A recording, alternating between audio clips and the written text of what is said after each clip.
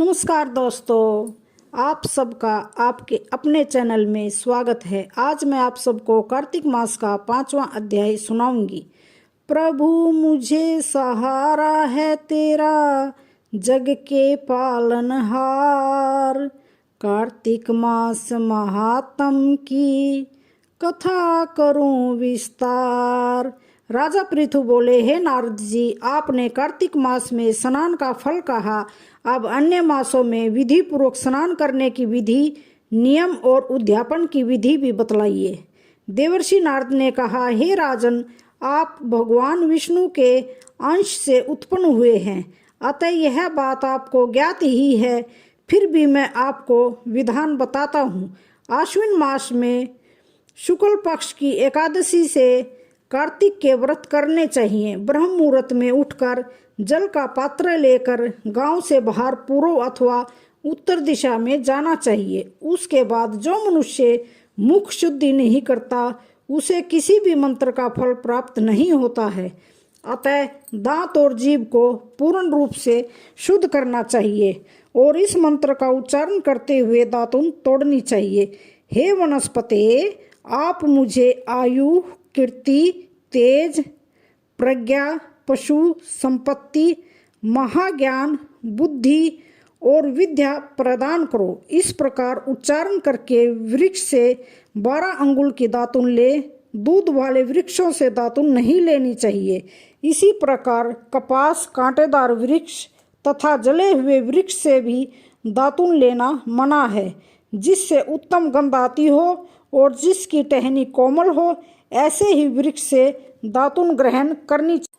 प्रतिपदा, अमावस्या, नवमी, छठी, रविवार को चंद्र तथा सूर्य ग्रहण में दातुन नहीं करनी चाहिए। इसके बाद अच्छे से स्नान करके फूल माला, चंदन और पान आदि पूजा की सामग्री लेकर प्रसन्नचित्त मन व भक्तिपूर्वक शिवालय में जाकर सभी देवी देवताओं की अर्घ्य, आचमन आदि वस्तुओं से अलग अलग पूजा करके प्रार्थना एवं प्रणाम करना चाहिए। फिर भक्तों के स्वर में स्वर मिलाकर श्री हरि का कीर्तन करना चाहिए।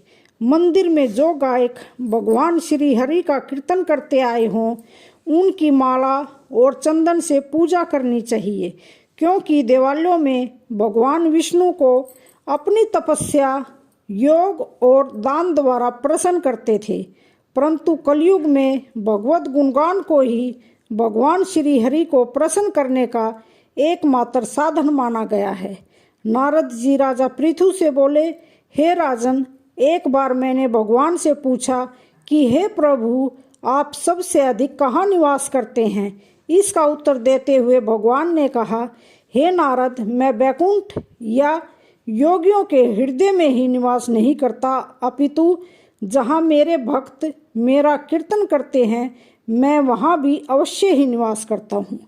जो मनुष्य चंदन, माला आदि से मेरे भक्तों का पूजन करते हैं, उनसे मेरी ऐसी ही प्रीति होती है जैसी कि मेरे पूजन से भी नहीं हो सकती। नारद जी ने फिर कहा, शीश, धतूरा, गिरजा, चमेली, केसर, कंदार और कटहल के फूलों व चावलों से भगवान विष्णु की पूजा नहीं करनी चाहिए।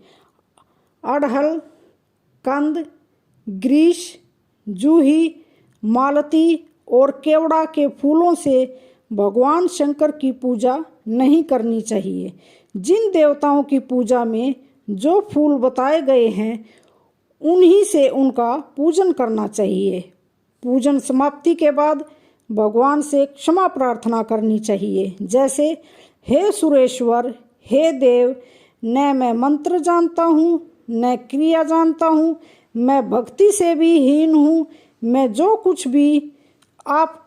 जो कुछ भी आपकी पूजा की है, उसे पूरा करें। ऐसी प्रार्थना करने के पश्चात साष्टांग प्रणाम करके भगवत कीर्तन करना चाहिए, श्री हरि की कथा सुननी चाहिए और प्रसाद ग्रहण करना चाहिए।